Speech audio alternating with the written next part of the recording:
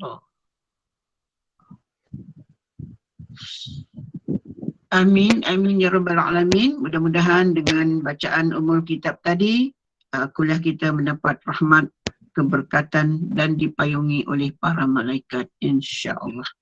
Seperti biasa diingatkan juga pada muslimin muslimat yang telah berada di Google Meet Kemayul Iman, mohon kerjasama, offkan kamera dan mikrofon sepanjang kuliah berlangsung. Mudah-mudahan kuliah kita tidak ada sebarang gangguan teknikal ataupun daripada segi audio video daripada para jemaah. Yang berbahagia Al-Fadil Ustaz Fazlul Rahimi, ni apa, Mas Roha ni keluar gambar Ustaz Tuda ni. Yang berbahagia Al-Fadil Ustaz Fazlul Rahimi Ma'ruf yang akan bersama kita dengan kuliah duha iaitu surah Al-Kahfi, yang berusaha Poros Niati Mansur, tim pengurusan Gemah Yasin, dan yang dihormati muslimin muslimat yang telah pun berada dalam kuliah duha pada pagi ini. Jadi tanpa melengahkan masa, majlis dengan segala rasa bangga dan segala sukacita mempersilakan Al-Fadil Ustaz Fazlul Rahimi Ma'ruf untuk terus menyampaikan kuliah tafsir surah Al-Kahfi dengan segala sukacita. Dipersilakan Ustaz. Baik, bismillahirrahmanirrahim. Assalamualaikum warahmatullahi taala wabarakatuh. Alhamdulillah. Alhamdulillahilladzi nazzala al-furqan ala 'abdihi liyakuna lil 'alamin nadhira. والذي أرسل رسوله بالهدى ودين الحق ليظهره على الدين كله ولو كره الكافرون أشهد أن لا إله إلا الله وحده لا شريك له وأشهد أن محمدا عبده ورسوله اللهم صل وسلم وبارك على سيد المرسلين وعلى آله وصحبه أجمعين سبحانك لا علم لنا إلا ما علمتنا إنك أنت العليم الحكيم ولا حول ولا قوة إلا بالله العلي العظيم رب اشرح لي صدري ويسر لي أمري واحلل عقدة من لساني يفقه قولي أما بعد فيا عباد الله اتقوا الله أوصيكم ونفسي بتقوى الله فقد فاز المتقون قال الله تعالى في كتابه الكريم أعوذ بالله من الشيطان الرجيم الحق من ربك فلا تكونن من الممترين صدق الله العظيم وقال رسول الله صلى الله عليه وسلم بلغوا عني ولو آية. Yang berbahagia Puan Moderator, yang berbahagia para seniati selaku Presiden Gemah Yasin Nur Iman dan seluruh para AJK-nya dan seterusnya muslimin dan muslimat yang mudah-mudahan dirahmati oleh Allah. Alhamdulillah, kita bersyukur pada Allah.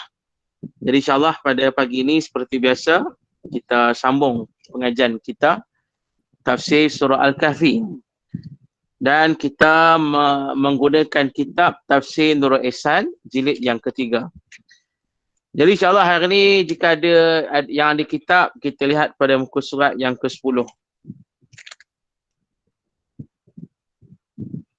Muka surat 10 baris yang ke-7 daripada atas. Kitab tafsir Nurul Ihsan jilid yang ketiga, muka surat 10 baris yang ke-7 daripada atas. Baik. Firman Allah, a'udzu billahi minasyaitonir rajim. Sayaqulun thalathatur rabi'uhum kalbuhum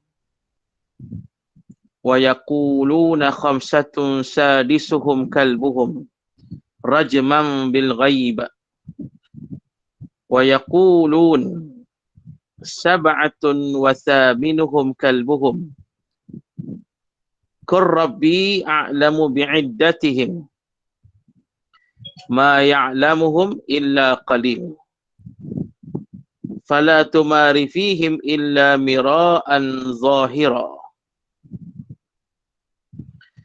wala tastafti fihim minhum ahada wala taqulanna li syai'in inni fa'ilun dzalika ghada illa an yasha Allah wadhkur rabbaka idza nasita wa qul asa an yahdiyani rabbi li aqraba min hadza rasyada walabithu fi kahfihim 300 sinin wazdadu tis'a qulillahu a'lamu bima labithu lahu ghaibus samawati wal ard absir bihi wa asmi' ma lahum min dunihi min waliyyin wala yushriku fi hukmihi ahada. Yang bermaksud sayaqulun, lagi berkata mereka itu segala yang berbantah zaman Nabi Muhammad sallallahu alaihi wasallam pada bilangan mereka itu, salasatur rabi'uhum kalbuhum, mereka itu 3 orang, keempat mereka itu anjing mereka itu. Wa yaquluna khamsatun sadisuhum kalbuhum, dan kata setengah mereka itu 5 orang, keenam mereka itu anjing mereka itu. 2 ini perkataan Nasara Najran, dan kata qila yang pertama itu perkataan Yahudi. Rajman bil ghaib, tuduh dengan yang gaib-gaib. Baik, muslimin dan muslimat yang dirahmati oleh Allah. Ayat yang kita baca ni masih lagi berkait tentang peristiwa Ashabul Kahfi. Kali ini Allah Ta'ala membawa pada kita ayat tentang perbalahan manusia berkait tentang bilangan Ashabul Kahfi. Berapa orang ni Ashabul Kahfi ni? Jadi telah berlaku perbalahan di kalangan manusia. Yahudi ada pandangannya, Nasara ada pandangannya. Jadi Allah jelaskan tadi, ada yang berkata pasal ni berbantah-bantah ni di zaman Nabi SAW ni. Mana mereka berbalah tentang bilangan berapa ramaikah Ashabul Kahfi ni, iaitu perbalahan yang berlaku di zaman Nabi Muhammad SAW.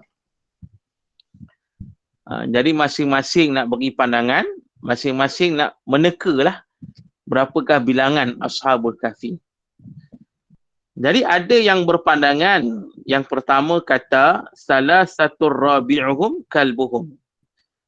Ada yang kata Ashabul Kahfi ni seramai 3 orang.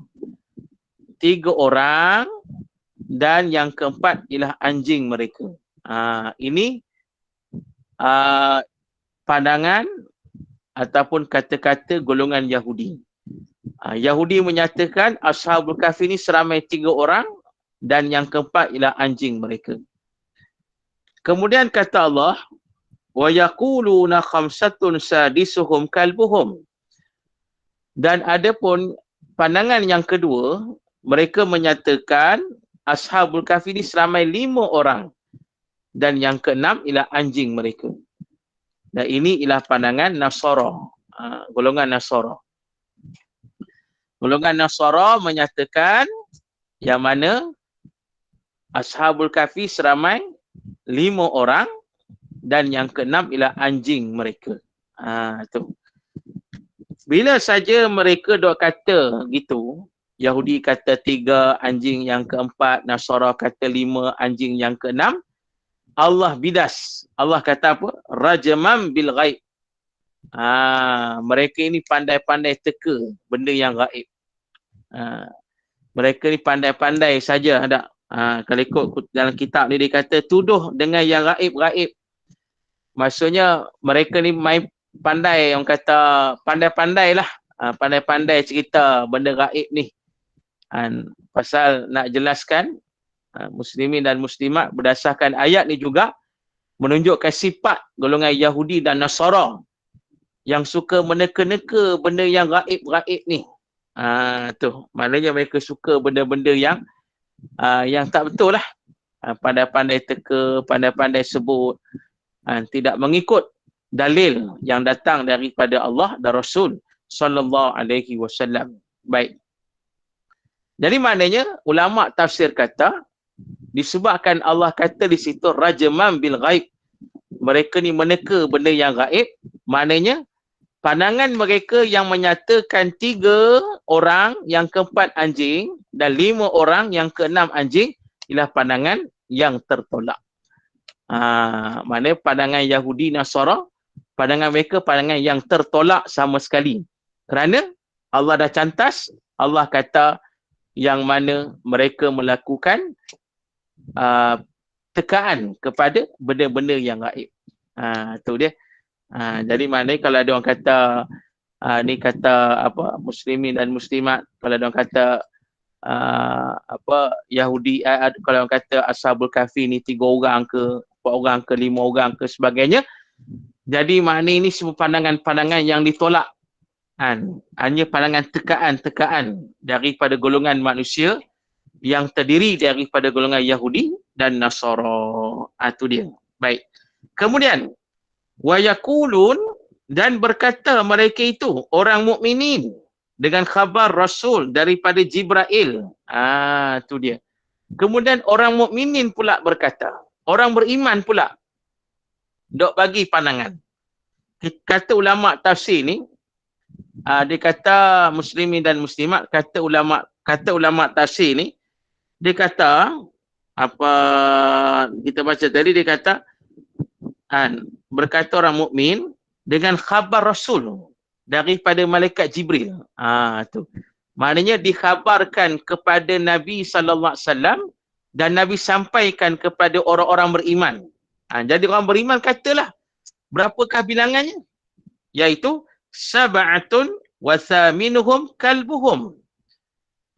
Mereka itu 7 orang dan 8 mereka itu anjing mereka itu. Tu dia, muslimin dan muslimat. Yang mana tuan-tuan, muslimin dan muslimat disebut sini orang beriman, mereka menyatakan 7 orang dan yang ke-8 ialah anjing mereka. Itu baik. Jadi ini yang kita pegang. Muslimin dan muslimat kita pegang di sini yang menyatakan bilangan mereka seramai 7 orang dan yang ke-8 itu ialah anjing mereka. Baik. Qur rabbi a'lamu bi'iddatihim. Tu.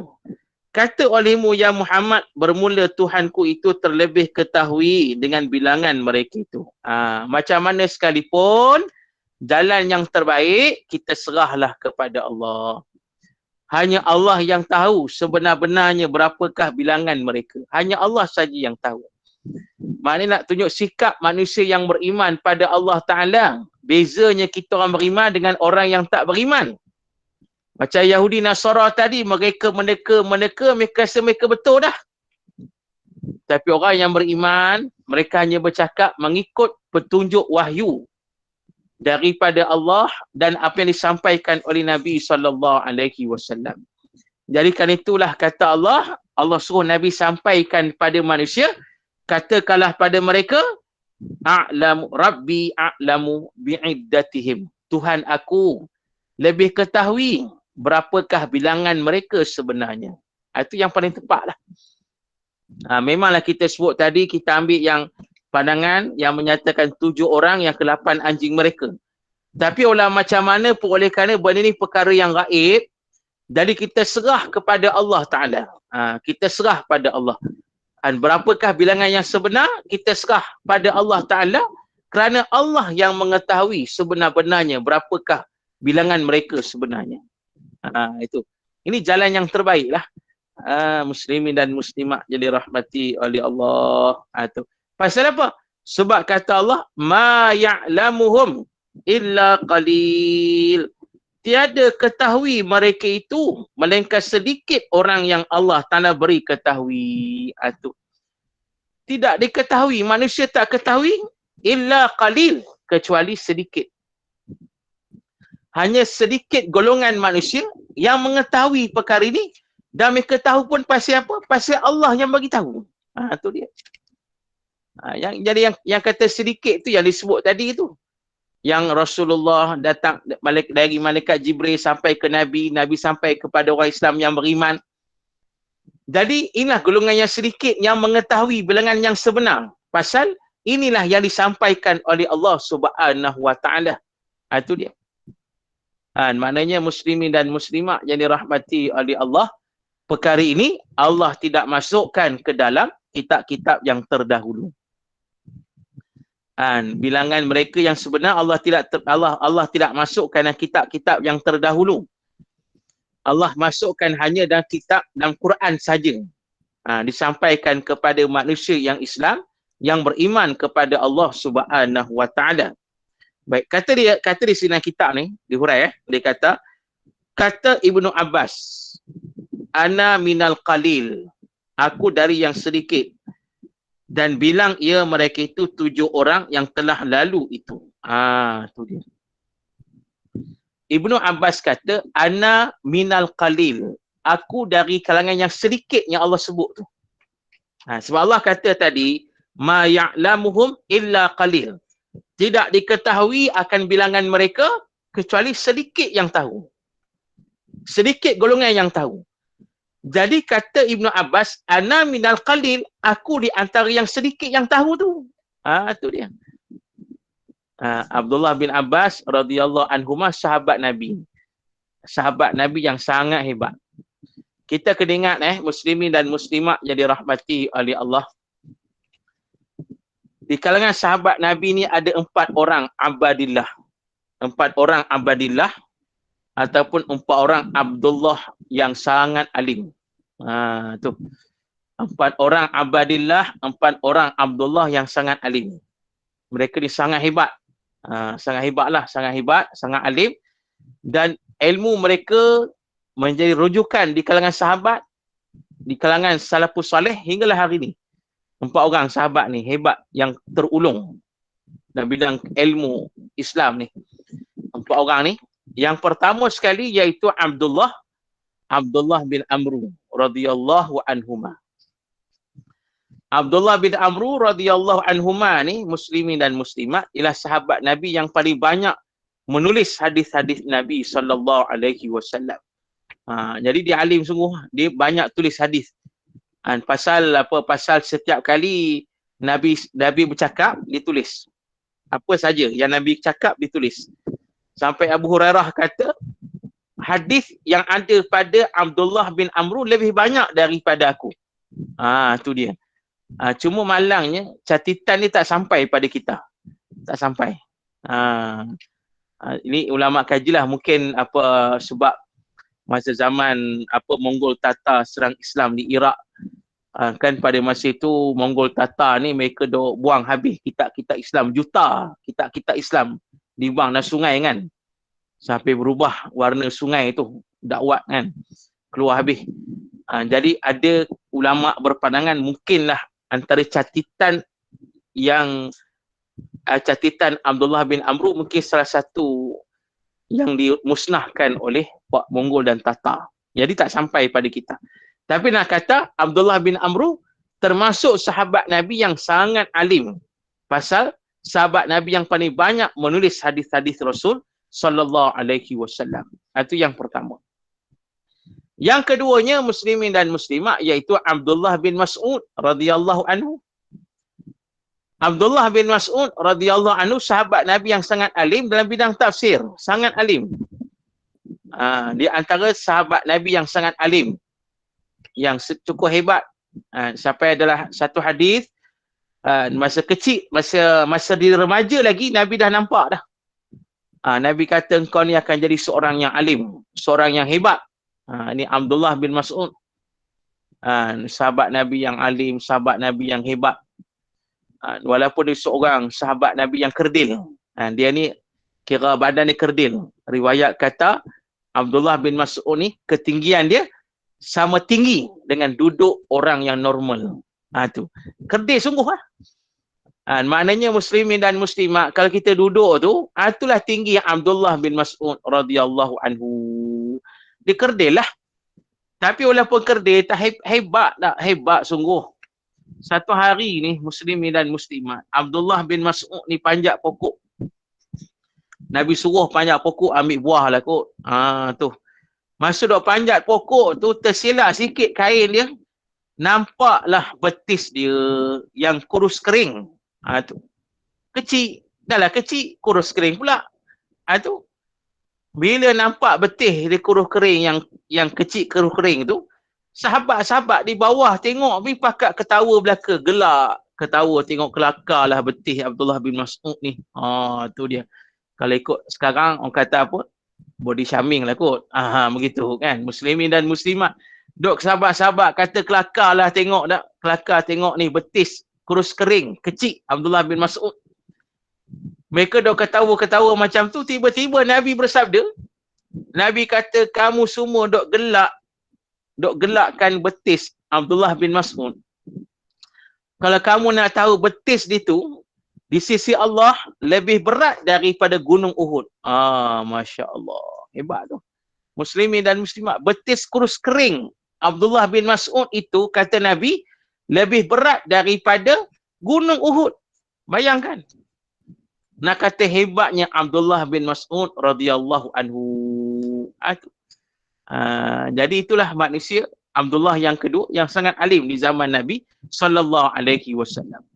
Dan ada pun Abdullah yang ketiga yang sangat alim di zaman Nabi sallallahu alaihi wasallam ialah Abdullah bin Umar radhiyallahu anhuma. Abdullah bin Umar radhiyallahu anhuma. Abdullah bin Umar radhiyallahu anhuma yang juga merupakan anak kepada Sayyidina Umar Al-Khattab radhiyallahu anhu. Ni dia. Dia sangat alim kerana dia merupakan sahabat Nabi yang cukup bersungguh mengikut sunnah Rasul sallallahu alaihi wasallam. Dia akan buat apa saja yang Nabi buat. Pernah satu hari, tuan-tuan muslimin dan muslimat, lepas zaman Nabi lah. Satu hari ni Abdullah bin Mas'ud ditemani oleh anak muridnya. Anak muridnya tabi'in besar, iaitu Imam Mujahid bin Jabar rahimahullah. Dok Imam Mujahid dok temanlah guru dia Abdullah bin Mas'ud, Abdullah bin Umar ni. Dok jalan satu tempat. Bila berjalan kat tempat ni, tiba-tiba saja Abdullah bin Umar melencong. Dia melencong ke kanan atau ke kiri lah. Tiba-tiba dia membelok. Kan elok-elok jalan straight, tiba-tiba dia membelok. Tiba-tiba saja. Tak tahu pasal apa, tiba-tiba dia membelok. Jadi Imam Mujahid anak murid ni tanyalah pada tok guru dia ni, kata tok guru pasal apa dok membelok tiba-tiba ni, bukan ada apa depan tu. Kita nak pergi ke depan tu. Bukan ada halangan apa kat depan tu, pasal apa tiba-tiba tok guru belok ni. Tanya Imam Mujahid pada Abdullah bin Umar ni.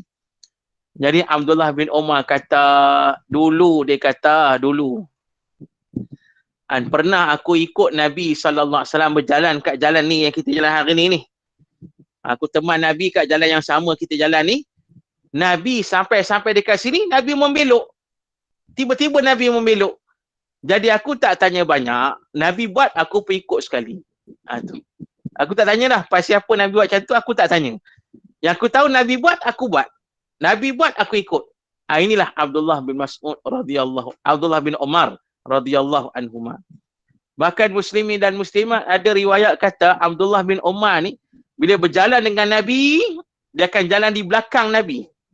Tu. Sebab tuan-tuan, kalau kita tengok Sahih Bukhari, menjelaskan pada kita, Nabi ni suka berjalan seiringan dengan para sahabat. Seiringan kan. Tapi Abdullah bin Umar ni, bila berjalan dengan Nabi, dia akan jalan belakang Nabi. Sahabat Nabi tanya, pasal apa kau jalan macam tu? Dia kata, pasal aku nak pijak tanah yang dipijak oleh Nabi Muhammad sallallahu alaihi wasallam. Tu dia. Ni sahabat Nabi Abdullah bin Umar. Dia sangat alim kerana benar-benar sungguh mengikut sunnah Rasul, dan dia antara sahabat Nabi yang banyak meriwayatkan hadis-hadis Nabi sallallahu alaihi wasallam. Ini yang ketiga. Dan sahabat Nabi yang keempat yang sangat alim, Abdullah yang keempat, iaitulah tak lain tak bukan Abdullah bin Abbas radhiyallahu anhuma. Tu dia. Abdullah bin Abbas radhiyallahu anhuma ni muslimin dan muslimat, iaitulah sepupu Nabi Muhammad sallallahu alaihi wasallam. Anak kepada Abbas bin Abdul Muttalib, pacik Nabi sallallahu alaihi wasallam yang juga sahabat Nabi. Tu dia. Jadi muslimin dan muslimat yang dirahmati oleh Allah, Abdullah bin Abbas ni masa Nabi jadi Nabi, dia masih kecil. Kira macam baby lah, kecil lah. Dia kecil kan. Jadi masa dia kecil ni, Nabi pernah mendoakan dia. Nabi doa apa? Nabi doa, Allahumma faqihu fid din wa alimhu ta'wil. Itu doa Nabi kepada Abdullah bin Abbas radhiyallahu anhuma. Allahumma faqihu fid din wa alimhu ta'wil. Doa ni boleh baca pada anak-anak kita. Boleh baca Allahumma faqihu fid din wa alimhu ta'wil. Yang bermaksud, ya Allah, berikanlah padanya kepahaman tentang agama. Tu. Dan ya Allah, berikanlah padanya kealiman dalam bidang ilmu tafsir Al-Quran. Ta'wili ulama kata tafsir Quran lah. Jadi muslimin dan muslimat, itu doa Nabi. Doa Nabi kepada Abdullah bin Abbas ketika kecil. Jadi doa Nabi ni sungguh-sungguh dikabulkan oleh Allah Ta'ala. Sungguh-sungguh Abdullah bin Abbas ni jadi sahabat Nabi yang sangat faham agama dan sangat pakar tafsir Quran. Sangat pakar. Itu dia. Muslimin dan muslimat yang dirahmati oleh Allah. Jadi maknanya Abdullah bin Abbas ni antara sahabat Nabi yang sangat pakar tafsir Quran. Minta share. Saya ulang balik. Allahumma faqihu fid din wa 'allimhu ta'wil. Dia ringkas dia doa dia. Allahumma faqihu fid din wa 'allimhu ta'wil. Allahumma faqihu fid din wa 'allimhu ta'wil. Ringkas je doa dia. Muslimin dan muslimat.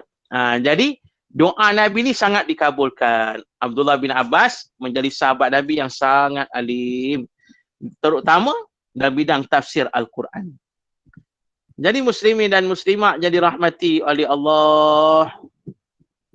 Apa hebatnya Abdullah bin Abbas ni, sampai di zaman Sayyidina Umar Al-Khattab jadi khalifah Islam, bila ada mesyuarat besar lah, mesyuarat negara lah, pemerintahan. Mesyuarat negara, mesyuarat pemerintahan, mesyuarat besar lah. Mesyuarat ni yang terlibat mesyuarat besar ni, ahli-ahli mesyuarat ni terdiri daripada sahabat-sahabat Nabi yang otai-otai ni, yang pernah bersama dengan Nabi dan perang Badar dulu ni. Tu. Nak kata jenis sahabat-sahabat yang hebat-hebat sungguh ni, yang berpengalaman, yang setia, yang luar biasa lah, yang terlibat dengan mesyuarat ni, mesyuarat besar ni. Jadi Sayyidina Umar ni, bila dia mesyuarat besar macam ni, dia suka ajak Abdullah bin Abbas masuk sekali mesyuarat tu. Padahal Abdullah bin Abbas ni muda sangat pun, remaja lagi. Remaja lagi. Yang lain ni yang terlibat ni, bayangkan otai ni yang ikut Nabi perang Badar dulu tu. Yang awal-awal Islam ni, sabiqun awalun ni. Tu. Yang hebat-hebat berpengalaman ni, Masya Allah. Tiba-tiba datang seorang budak muda, Sayyidina Umar yang ajak datang masuk mesyuarat, Abdullah bin Abbas ni. Jadi bila Abdullah bin Abbas masuk, ada yang bertikai kan. Dia kata kat Sayyidina Umar, kata, wahai Amirul Mukminin, pasal apa engkau bagi budak ni masuk? Tu. Pasal apa engkau bagi budak ni masuk? Budak ni bersama bayi dengan anak kita je. Kalau kau tak layak masuk mesyuarat ni. Tu dia. Duk bertikai. Jadi Sayyidina Umar kata apa? Sayyidina Umar baca surah An-Nas, idza jaa nasrullahi wal fath, hingga akhir. Dia minta sahabat-sahabat yang otai-otai ni hurai surah tu, hurai. minta tolong hurai. Jadi sahabat ni ada yang hurai lah, kata turun ayat, turun surah ni tanda kemenangan Islam, Allah berikan pertolongan, akhirnya Islam menang, Islam berjaya. Begitu. Okey, dah hurai. Maka Sayyidina Umar suruh Abdullah bin Abbas pula. Abdullah bin Abbas, engkau pula hurai. Dia pun hurai. Dihurai macam tadi, ditambah sikit. Betul lah ayat surah tu turun pasal menunjukkan kemenangan Islam. Islam dah ramai orang masuk Islam, dah ramai terima Islam, dan muslimin dan muslimat jadi rahmati oleh Allah. Ditambah sikit, dia kata apa? Turun surah ini juga menunjukkan muslimin dan muslimat, menunjukkan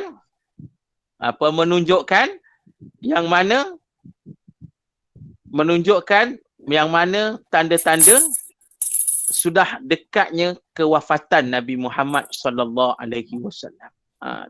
Yang tu tak ada yang hurai tadi. Ibnu Abbas yang hurai saja benda tu. Memang sungguh turun surah An-Nas ini menunjukkan kemenangan Islam, orang dah terima Islam, kita bersyukur pada Allah, tapi pada waktu yang sama turun surah ini satu isyarat daripada Allah, signal daripada Allah yang menunjukkan kewafatan Nabi sudah dekat. Pasal Nabi dah selesai tugas dia.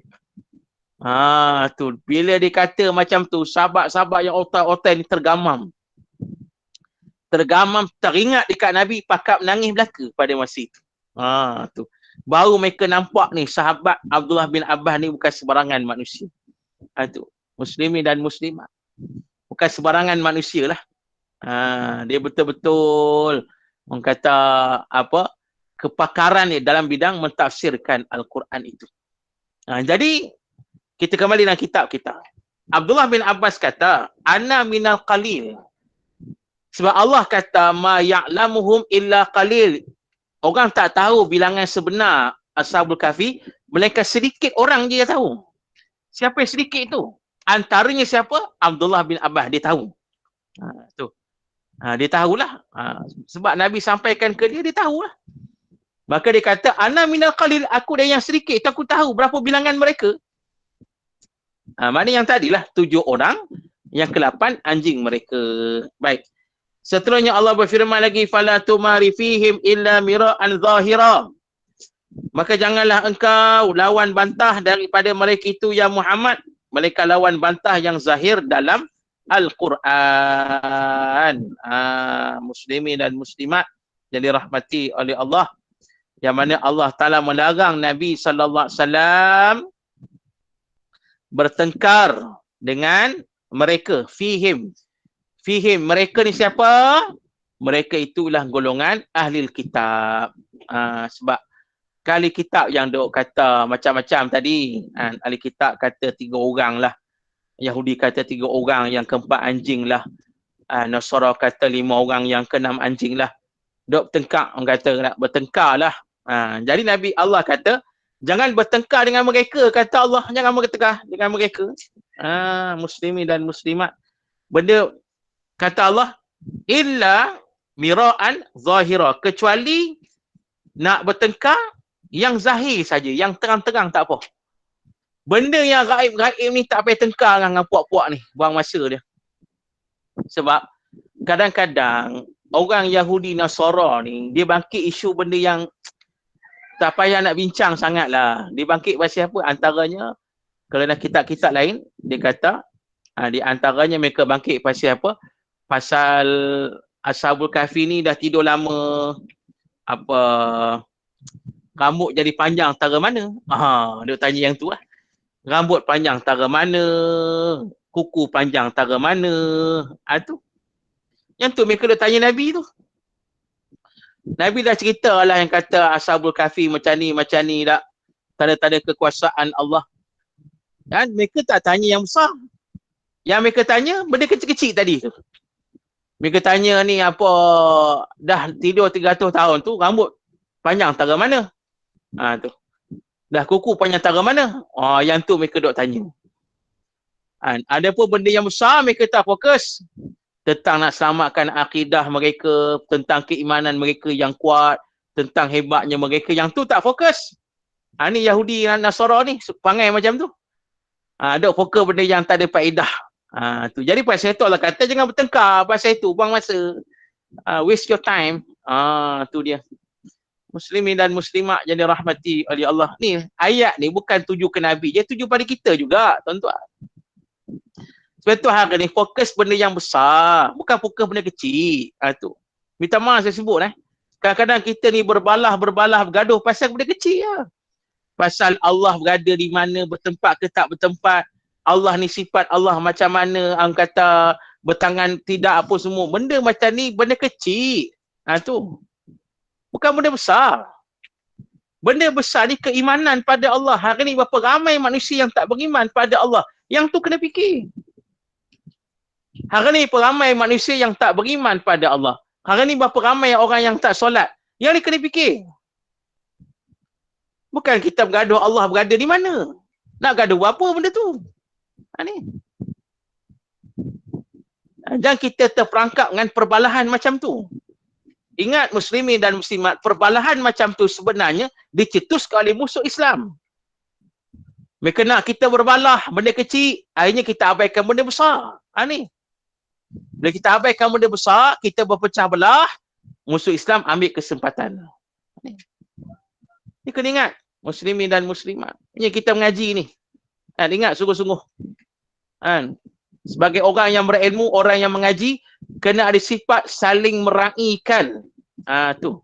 Walaupun orang itu bukan dalam bidang kita, bukan aliran kita, kita hormat dia. Saling hormat menghormati. Tu. Hari ni Masya Allah.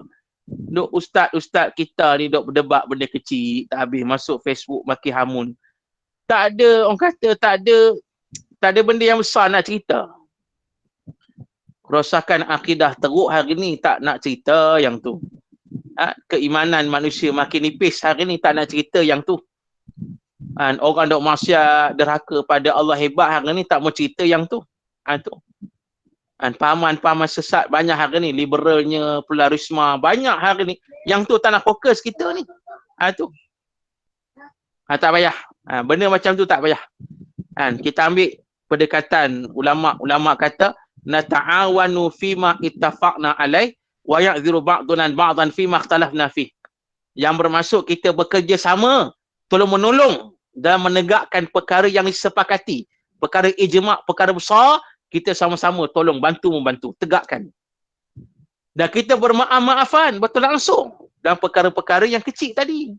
Betul langsung. Muslimin dan muslimat yang dirahmati oleh Allah. Ni kena ingat ni. Tengok masa zaman tanah Melayu dulu. Musuh buat macam tu lah. Itu yang muncul kaum muda, kaum tua tu. Bergaduh orang Islam. Akhirnya penjajah ambil peluang menjajah kita. Ni. Ingat ni sekarang ni duk cerita tanah Melayu ni semangat pasal dari Mak Kilau tu kan. Saya tak tengok lagi Mak Kilau tu. Kalau ada sponsor nak bagi saya tengok, okey juga. Muslimin dan muslimat. Tengok menarik juga tengok. Tapi kita tak nak masuk lah wayang tu. Tu. Tapi itulah, nak masuk boleh lah, kita jaga batas-batas tu, boleh. Baik, jadi muslimin dan muslimat yang dirahmati oleh Allah, maknanya kembali balik pada ayat ni, Allah kata bab-bab macam tu jangan bergaduh, bertengkar, buang masa. Yang kita nak bahas-bahas ni kata Allah mira'an zahira, benda yang zahir. Tu. Yang cerita pasal akidah, yang cerita pasal iman, yang cerita pasal taat pada Allah, yang cerita pasal pengorbanan kerana nak cari redha Allah. Yang ni benda-benda besar macam ni, yang ni kita dok hurai habis. Kita bincangkan. Tu. Ni Allah suruh muslimin dan muslimat. Baik, seterusnya. Wala tastafti fihim minhum ahada. Dan janganlah engkau minta fatwa pada mereka itu. Daripada mereka itu ahli kitab akan seorang. Yang ni jangan engkau tanya seorang ahli kitab daripada kisah Ashabul Kahfi. Tu Allah kata jangan minta pandangan mereka. Jangan minta. Kata Allah jangan ambil fatwa daripada ahli kitab berkaitan dengan Ashabul Kahfi ni. Tak payah ambil kata Allah, tak payah ambil. Sebab apa? Sebab banyak Yahudi Nasara ni mereka duk pandai teka-teka je, teka-teka. Bukan cerita Ashabul Kahfi je, banyak benda lain. Banyak benda lain, muslimin dan muslimat, mereka main teka-teka je. Tu. Sebab itu kalau kita tengok dalam perbahasan tafsir kan dibahas tentang apa? Israiliyat. Israiliyat. Sebab kadang-kadang ada dalam bidang tafsir Quran ni, dia ada masukkan unsur Israiliyat. Israiliyat ni dongeng lah yang Yahudi buat. Ada orang Islam kita terambil cerita-cerita tak betul ni dimasukkan dalam kitab tafsir. Ada masa tu. Israiliyat tu kena hati-hati, tapi ulama kata tak semua Israiliyat tu ditolak. Ada yang betul. 1-2 tu ada betul. Tapi kebanyakannya banyak tak betul. Tu muslimin dan muslimat tu yang ulama tafsir, ulama-ulama semasa dia orang dok tapih balik tu. Macam kitab kita ni pun Nurul Ihsan ni ada ulama kita dok tafsir, dok tapih balik. Dok tapis kan. Macam UM ada buat kajian, beberapa pakar-pakar tafsir kita ada buat kajian lah. Ada sedikit lah Israiliyat tu. Kena buang lah. Tu muslimin dan muslimat. Sebab nak kata memang orang Yahudi Nasara ni suka buat cerita tak betul. Tu.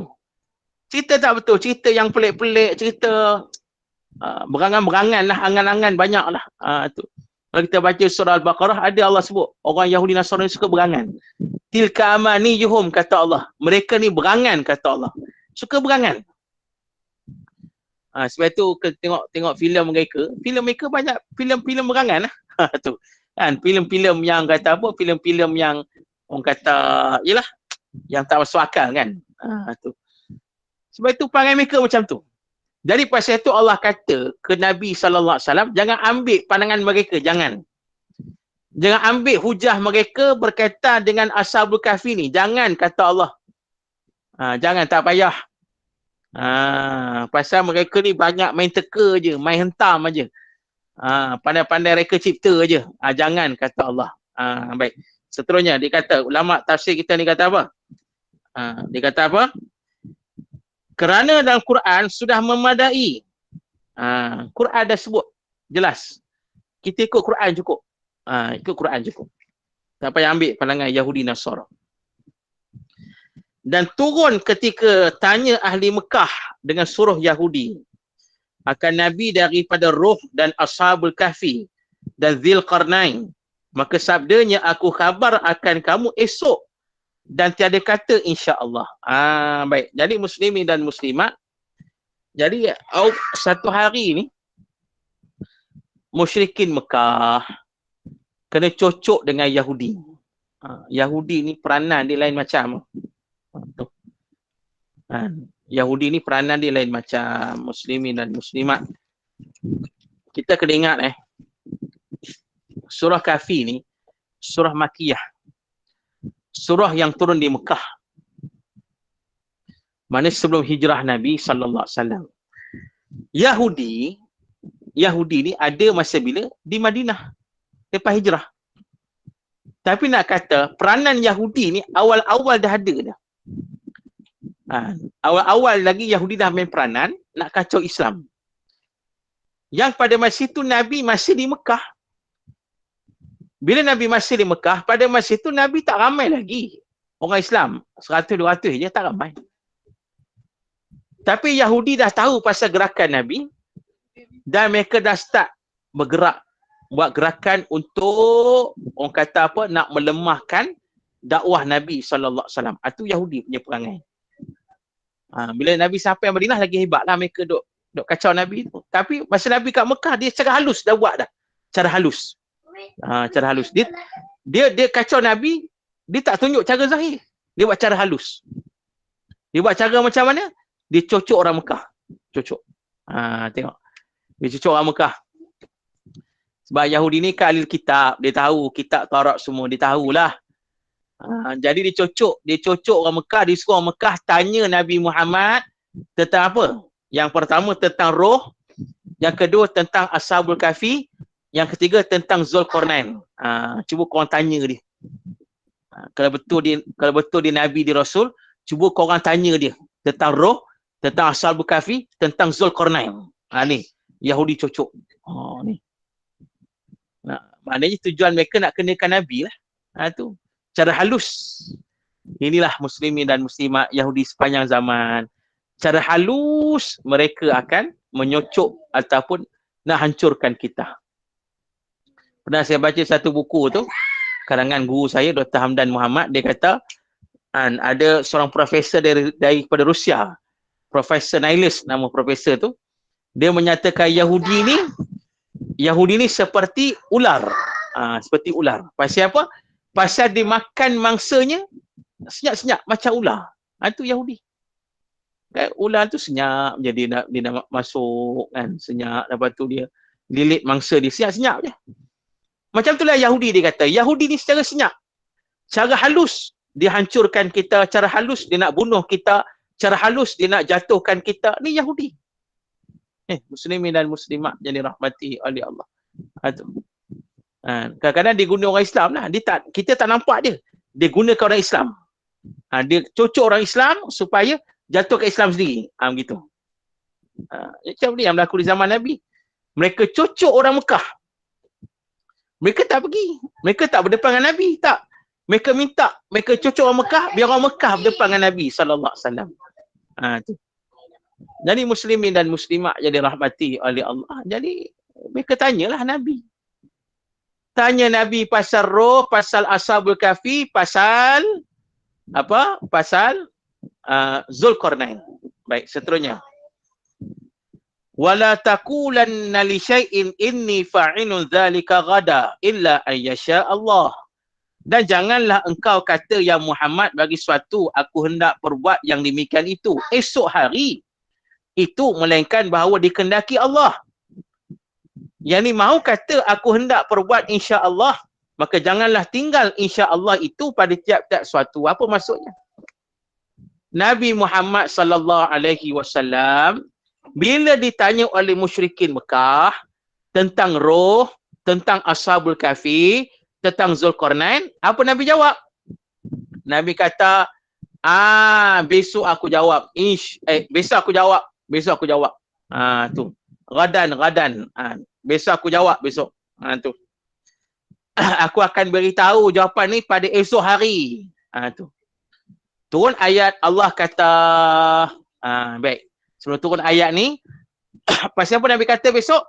Sebab Nabi nak tunggu wahyu Allah. Nabi tak tahu jawapan tu. Maka Nabi nak tunggu wahyu Allah. Nabi nak tunggu, tak turun wahyu. Masya Allah. Sampai ke besok tak turun wahyu. Menyebabkan Nabi tak boleh nak jawab lah. Tak boleh jawab lah. Tak turun wahyu. Pasal Nabi dah tunggu wahyu. Last sekali, wahyu tak turun. Jadi menyebabkan Nabi tak boleh jawab lah. Oh, seronoklah musyrikin ni dok maki hamun Nabi, dok ejek-ejek Nabi lah. Kenapa jadi macam tu? Allah tegur pada ayat ni. Allah kata, wala taqulanna li syai'in inni fa'ilun dzalika ghada illa an yasha Allah, kata Allah. Allah kata, dan jangan sekali-kali menyatakan terhadap sesuatu. Sesungguhnya aku akan beritahu kepada kamu besok hari. Kecuali sebutlah insya-Allah. Maknanya ayat ni tegur Nabi pasal masa Nabi kata pada mereka, Nabi kata besok aku jawab. Nabi kata macam tu je. Tapi Nabi tak kata pun insya-Allah. Tu. Ayat ni dalil. Allah nak ajar kita yang mana bila kita nak cakap sesuatu, nak beritahu sesuatu, katalah insya-Allah. Tu. Kata insya-Allah. Illa ayyasha Allah. Tu. Boleh jawab kata insya-Allah lah, besok aku cuba jawab insya-Allah, tunggu wahyu Allah. Begitulah maksud dia. Jangan kata insya-Allah. Insya-Allah tu kena kata. Ini teguran Allah ke Nabi lah. Allah tegur Nabi ni pasal nak ajar kita. Ini antara kaedah Allah ajar pada kita, ilmu pada kita. Maknanya muslimin dan muslimat, kita bila kita nak cakap sesuatu, nak buat sesuatu, nak bertindak sesuatu, katakanlah insya-Allah. Itu dia. Macam kita hari ni lah, kata Ustaz besok kuliah kita ya. Saya jawab insya-Allah. Begitulah. InsyaAllah kita ketemu lagi besok ya. Jangan cakap insyaAllah, insyaAllah. Tu. InsyaAllah kan kita jumpa lagi insyaAllah. InsyaAllah sama-sama kita baca kitab, sama-sama kita belajar insyaAllah. InsyaAllah tu biar sentiasa di mulut insyaAllah. Pasal apa? Pasal insyaAllah maknanya kehendak Allah. Semuanya dikehendaki. Perkara yang berlaku semuanya semuanya mengikut kehendak Allah Subhanahu Wa Taala. InsyaAllah. Tu dia. Jadi kita sentiasa menyebut insya-Allah itu. Ni ayat ni sebagai dalil. Dalil Allah Taala nak ajar kita supaya sentiasa sebut insya-Allah. Nak sebutlah. Maknanya muslimin dan muslimat. Insya-Allah ni besarlah pasal Allah masuk dalam Quran. Bukan main-main lah. Insya-Allah. Insya-Allah ni benda besar. Sampai Allah masukkan insya-Allah ni di dalam Quran. Tu. Jadi kita selalu sebut insya-Allah, insya-Allah. Apa saja tindakan kita, apa saja perbuatan kita, apa saja cerita kita nak beritahu apa semua, katalah insya-Allah. Insya-Allah. Ya, insya-Allah boleh insya-Allah. Tu dia. Baik. Seterusnya Allah berfirman, "Wadhkur rabbaka idza nasita." Dan sebut olehmu akan Tuhan engkau apabila engkau lupa, insya-Allah. Awalnya, yakni tiap-tiap perjanjian mahu diiringi dengan insya-Allah pada awalnya. Dan jika lupa mahu disebut jua pada akhirnya. Tu dia, muslimin dan muslimat yang dirahmati oleh Allah. Allah jelaskan pada kita. Allah kata, ingatlah kepada Tuhan kamu bila kamu lupa, lalai. Dan Allah kata ke Nabi, wahai Muhammad, mudah-mudahan Tuhanku akan memberi petunjuk. Maknanya muslimin dan muslimat jadi rahmati oleh Allah. Allah sebut pada ayat ni, wadhkur rabbaka idza nasita. Maknanya sebut Tuhanmu bila kita lupa. Kita terlupa je sebut nama Allah. Sebut insya-Allah. Tu ulama kitab ni dia kata bila kita berjanji sebut insya-Allah. Berjanji. Kalau kita dah terlupa, dia kata sini, sebut juga. Dah teringat tu sebut juga insya-Allah. Tu dia. Maknanya tak kisahlah di awal janji ke, di akhir janji ke. Di awal janji kita sebut insya-Allah lah. Tapi kadang-kadang tu kita lupa di awal janji nak sebut. Yang kita ingat lepas janji baru teringat. Sebut juga insya-Allah. Sebut juga. Maknanya kita sentiasa sebut Allah, ingat Allah. Sentiasa ingat semuanya di bawah kehendak Allah. Jadi Allah beritahu ayat ni sebagai satu petua, kita lupa, ingat Allah, sebut nama Allah. Wadhkur ni dah sebut muslimin dan muslimat.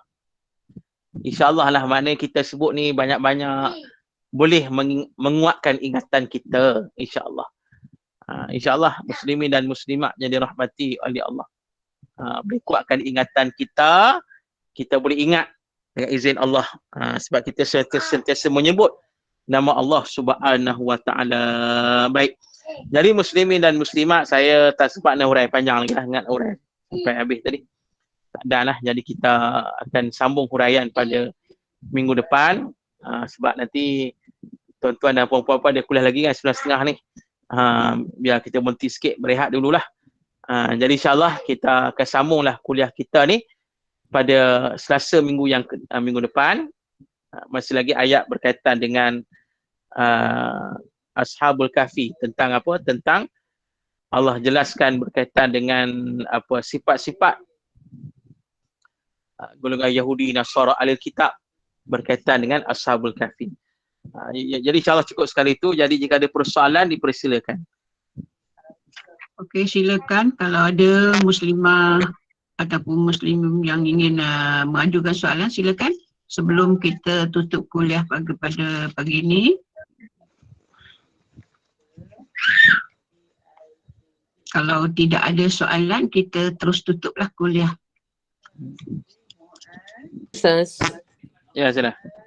Ustaz, kelimah insya-Allah ni Boleh kita katakan kepada sesiapa termasuk orang bukan Islam, kalau kita buat perjanjian misalnya ataupun nak jumpa ke apa, boleh kita katakan?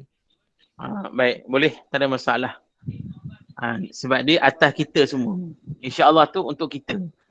Jadi kita boleh kata pada siapa-siapa pun jadi masalah. Dan mudah-mudahan, mana tahu, izin Allah, bila kita sentiasa menyebut kalimah Allah di mulut kita, orang bukan Islam, kita tarik dapat hidayah, insyaAllah. Jadi tak Dan jadi juga Alhamdulillah Ustaz, boleh juga? Ya boleh, Alhamdulillah pun boleh, tak ada masalah. InsyaAllah. Terima kasih Ustaz. Okay, sama. Okey, ada lagi soalan? Ustaz, saya pernah dengar kalau orang tu dia tak nak, contoh dia tak jadi nak, dia memang dia tak nak pergi, dia tak boleh sebut lah kan, insyaAllah tu kan. Maksudnya dia dah ada keputusan dah. Ya. Dia kata insyaAllah tak nak pergi ya. InsyaAllah tak nak pergi. Baik, memang begitulah. Kalau sekiranya dia memang dia tak nak, jangan cakap lah. Cakap kata apa, ataupun kita berlapik sikit lah, macam orang duk jumpa kenduri kahwin kan, sebagainya. Kenduri lah kan. Kita memang tak boleh nak pergi. Kita katakan dia lah, saya ada urusan bertembung program. Tapi insyaAllah saya cuba. InsyaAllah kesempat saya pergi. InsyaAllah kalau tak ada halangan saya pergi. Macam tu tak apa. Tak ada masalah. Jangan kita kata insyaAllah saya sampai. Sekali tak sampai. Tu tak betul lah. Jadi mana boleh tu tak betul, salah. Jadi kalau betul-betul tak boleh, cakap betul tak boleh. Begitulah. Wallahu a'lam. Ya, ada lagi soalan? Silakan. Assalamualaikum. Salam. Assalamualaikum Ustaz. Assalamualaikum warahmatullahi. Ya sila. Bagaimana kalau sesuatu perkara yang kita rasa tidak jelas, jadi kita nak meyakinkan sesuatu, terutama di dalam Al-Quran dan hadis. Contoh macam mana Contoh kata kita, saya nak bagi contoh bersusah juga ni. Sebab selalu kalau kita nasihati ya, atau kita mendengar kawan-kawan yang cakap, oh perkara ini macam ni. Kita nak meyakinkan bahawa perkara itu tak betul atau tidak betul. Macam mana cara, macam mana kita nak menangkis perkara-perkara macam ni. Baik, jadi muslimin dan muslimat. Jadi kita nak meyakinkan, kadang-kadang tu kita tidak pasti betul ke tak betul. Jadi kita nak yakin. Jadi kalau dalam bab-bab Al-Quran, hadis-hadis Rasul sallallahu alaihi wasallam, jalan yang pertama kita menuntut ilmu. Bertanya dulu kepada ahli, fas'alu ahla zikri, kata Allah. Tanyalah kepada kata ahli dia lah. Tanya pada ahli dia. Kita dengar sesuatu huraian, kita kata lain macam lah huraian ni. Nanti dulu aku nak tanya pada guru aku. InsyaAllah aku nak aku dah clear, aku beritahu balik. InsyaAllah. Jadi kita tanya dulu. Tanya dulu siapa-siapa guru kita. Tanya ataupun buka kitab. Aku tak faham juga, tanya guru kita. Sebab bila melibatkan Quran, bila melibatkan hadis, jadi orang yang faham benda-benda Quran hadis ni orang yang ahli dia saja. Yang berpengetahuan, yang faham. Itu muslimin dan muslimat jadi rahmati oleh Allah. Jadi pasal itu jalan yang pertama kita menuntut ilmu dan kita bertanya kepada ahli, kepada guru kita, alim ulama kita. Itu yang pertama. Yang keduanya muslimin dan muslimat jadi rahmati oleh Allah. Kalau sekiranya kita rasa tak susah juga kan. Nak tanya guru pun payah. Nak jumpa alim ulama pun payah, nak menuntut ilmu pun payah. Jalan yang terbaik kita serah pada Allah. Serah pada Allah. Aku serah pada Allah lah. Benda-benda macam ni aku tak berani cakap lebih. Aku serah pada Allah. Begitu. Itu jalan yang kedua lah. Aku tak berani. Nah, soal perkara-perkara yang berkaitan macam ni, melibatkan Al-Quran dan Sunnah ni, melibatkan akidah ke apa, aku tak berani, aku serah pada Allah. Aku tak berani. Macam ulama sebut dalam perbahasan berkhilaf bab fiqh, ulama kata khuruj minal khilaf mustahab. Kita keluar daripada khilaf itu lagi baik sebenarnya. Kalau kita dok rasa serabut sangat, kita tak tahu ni. Kita keluarlah, kita serah pada Allah. Itu jalan yang terbaik lah. Tapi ada pun kalau soal-soal bab kita ibadat, dalam bab soal fiqh, kita rasa ragu tak ragu, yang tu kita boleh buat atas diri kita. Macam contoh muslimin dan muslimat yang dirahmati oleh Allah, kita tengah solat, kita solat, kita rasa tiba-tiba terdetik, aku dah baca Al-Fatihah ke belum? Tu. Dah baca Al-Fatihah ke belum? Kalau rasa ragu macam tu, jadi kita kuatkan kata dah baca. Boleh kuatkan gitu. Kalau kita rasa ragu juga, kita bacalah balik Al-Fatihah tu. Jadi maknanya muslimin dan muslimat itu dalam bab-bab macam tu. Tapi kalau bab-bab yang kita sebut tadi, bab-bab Quran, bab-bab sunnah, bab-bab hadis Rasul, bab-bab akidah, bab-bab besar macam tu, yang perlukan kepahaman, maka jalan yang paling utama tadi, kita menuntut ilmu. Tanya pada alim ulama kita, tanya pada guru kita, tanya pada ahli-ahlinya. Itu yang paling terbaik. InsyaAllah bila kita dengar kan, kita ambil tahu, ambil perbahasan mereka, InsyaAllah kita akan clear, akan nampak jalan yang sebenar. Begitulah di antaranya. Wallahu a'lam. Terima kasih Ustaz. Alhamdulillah. Okey, kita berhenti dulu kuliahnya di sini. InsyaAllah Ustaz. Jadi amin, Allahumma amin. Jazakallah khairan kasiran Al-Fadil Ustaz Fazlul Rahimi Ma'ruf yang bersama kita tafsir surah Kahfi yang menggunakan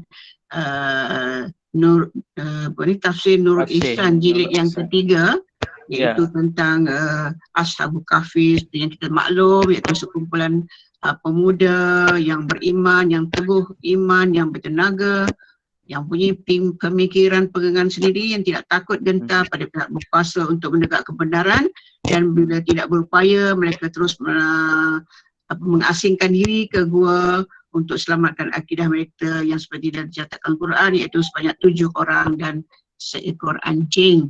Dan juga kita diingatkan supaya waspada dengan Yahudi yang sentiasa cuba untuk hancurkan ataupun jatuhkan umat Islam. Dan akhir sekali, Ustaz pesan tadi, sentiasalah menyebut insya-Allah. Ingatlah Allah bila lupa, moga Allah beri petunjuk kepada kita bila kita nak buat satu perbuatan, tindakan sebagainya, sentiasa menyebut insya-Allah. Terima kasih kepada pengurusan Gema Yasin Nur Iman, terima kasih kepada para jemaah yang dari pukul 6.45 pagi tadi yang berada di Google Meet Gema Nur Iman. Moga Allah rahmati kita dengan Al-Quran, jadikanlah ia pimpinan cahaya petunjuk dan rahmat, dan kita tergolong dalam mereka yang gigih untuk merebut peluang untuk beribadah kepada Allah dan diberikan iman yang sempurna, insya-Allah. Amin ya rabbal alamin. Dan sebentar lagi pukul 9.30 bersama dengan Ustaz Aizuddin, surah Yusuf, dan teruskan bersama. Dan sebagai penutup, dipersilakan Ustaz Fazlul Rahimi untuk memimpin bacaan tasbih kafarah dan surah Al-As. Dipersilakan. Subhanakallah wa bihamdika asyhadu an la ilaha illa anta nastaghfiruka wa natubu ilaik. Bismillahirrahmanirrahim. Al-'asr innal insana lafi khusr illa alladhina amanu wa 'amilus shalihat wa tawassaw bil haqq wa tawassaw bis sabr. A'udzu billahi minasyaitonir rajim. Bismillahirrahmanirrahim. Alhamdulillahirabbil alamin wassalatu wassalamu ala asyrafil anbiya'i wal mursalin wa ala alihi wa sahbihi ajma'in. Radina billahi rabba wa bil islami dina wa bi Muhammadin nabiyyan wa rasula. Allahumma aghnina bil ilmi wa zayyinna bil hilmi wa akrimna bit taqwa wa jammilna bil afiyah. Allahumma inna na'udzubika min zawali ni'matik wa tahawuli afiyatik wa fujaati niqmatik wa jami'i sakhatik. Allahumma inna na'udzubika minal barasi wal junun wal judam wa min sayyi'il asqam. Allahumma inna na'udzubika min jahdil bala wa darki syaqa wa su'il qada wa syamatatil a'da. Allahumma inna nas'aluka ilman nafi'a wa rizqan tayyiba wa amalan mutaqabbala walhamdulillah rabbil alamin. Siru ala barakatillah. Assalamualaikum warahmatullahi ta'ala wabarakatuh. Waalaikumsalam. Terima kasih. Terima kasih semua yang hadir.